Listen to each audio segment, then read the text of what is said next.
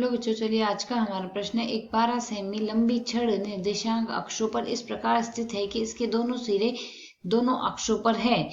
इस छड़ पर x अक्ष से 3 सेमी दूरी पर पर स्थित बिंदु का बिंदुपथ ज्ञात कीजिए। हमें यहाँ से उस बिंदु का बिंदुपथ ज्ञात करना है। तो सबसे पहले हमें यदि प्रश्न के अनुसार यहाँ से पहले इसको सरल कर लेंगे, पर उससे पहले हम यदि इस प्रश्न को करने हैं तो हमारी मुख्य अवधारणा लिखें। तो मुख्य अवधारणा यहाँ से हमारे पास इस प्रश्न को सरल करने हेतु रहेगी। हम जानते हैं cos square theta plus sine square theta बराबर हमारे पास लिखा जाएगा 1 के बराबर। तो यह अवधारणा हम यहाँ से काम में लेंगे। प्रश्न के अनुसार देखें तो यदि हम यह y अक्ष ले लें और यहाँ से यदि हम x अक्ष ले लें, यह x अक्ष आ गया और यह y अक्ष आ गया।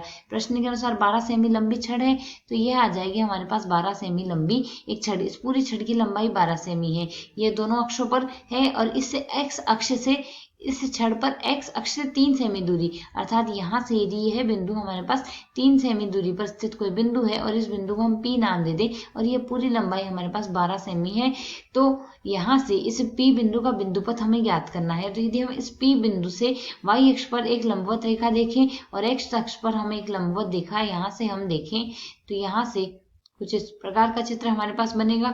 और यहाँ से यदि हम इस कोण को जो y अक्ष पे जो रेखा जा रही है P बिंदु से, उस पे जो बन रहा है कोण, यदि वह थीटा माने और यहाँ से P के सम्मुख बिंदु को हम Q मान लें और इसी प्रकार यह बिंदु यदि हम R ले लें, वह जो हमारे पास यह छड़ आई है वह AB ले लें। तो यदि हम इसे ध्यानपूर्वक देखें तो यदि हम यहाँ से त्रिभुज ABQ से देखें तो त्रिभुज ABQ PBQ से, माफ कीजिएगा, PBQ से हम यहाँ से क्या लिख सकते हैं, तो त्रिभुज PBQ से यहाँ से हम क्या देख सकते हैं, त्रिभुज PBQ से यदि हम कोस थीटा लिखना चाहें तो कोस थीटा बराबर क्या लिखा जाता है, कोस थीटा बराबर होगा हमारे पास आधार बटे कर्ण। तो यदि हम यहाँ से देखें तो आधार तो हमारे पास यदि इस पूरी दूरी को इस P बिंदु के निर्देशांक यदि हम x y लेते हैं तो यह पूरी दूरी तो हमारे पास x आ गई और यह लंबवत दूरी हमारे पास y आ गई है।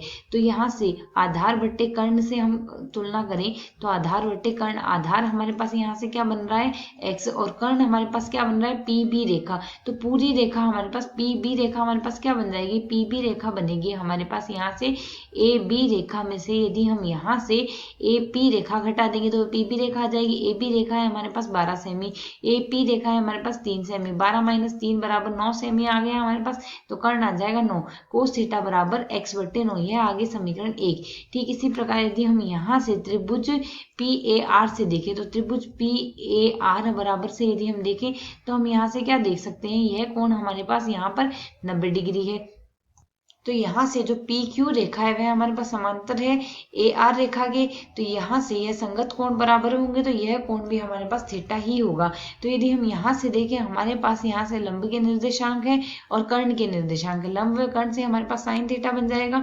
तो यदि हम यहाँ से देखें त्रिभुज PAR से हम क्या लिख सकते हैं, त्रिभुज PAR से हमारे पास यहाँ से बन रहा है साइन थीटा, लंब बट्टे कर्ण के अवधारणा से देखें तो y बट्टे हमारे पास कर्ण है 3, तो यह आ गया हमारे पास समीकरण 2। अब समीकरण 1 व 2 से यदि हम देखें तो समीकरण 1 का वर्ग प्लस समीकरण 2 का वर्ग कर दें तो हमारे पास यहाँ से क्या बन जाएगा, साइन स्क्वायर थीटा प्लस दूसरे समीकरण में बन रहा था हमारे पास कोस स्क्वायर थीटा, और यहाँ से इसके दाएं पक्ष में तो बनेगा y का स्क्वायर बट्टे 3 का स्क्वायर और पहले समीकरण के वर्ग में बन रहा है x का वर्ग बट्टे 9 का वर्ग। इसे यदि हम सरल करें तो साइन का स्क्वायर प्लस कोस का स्क्वायर हमारे पास 1 आ जाएगा और x का स्क्वायर बट्टे 9 का स्क्वायर आएगा 81 प्लस y का स्क्वायर बट्टे 3 का स्क्वायर आएगा 9 बराबर आ जाएगा 1, जो कि हमारे पास बिंदु P का बिंदुपथ आ जाएगा। आशा है समझ आया। धन्यवाद।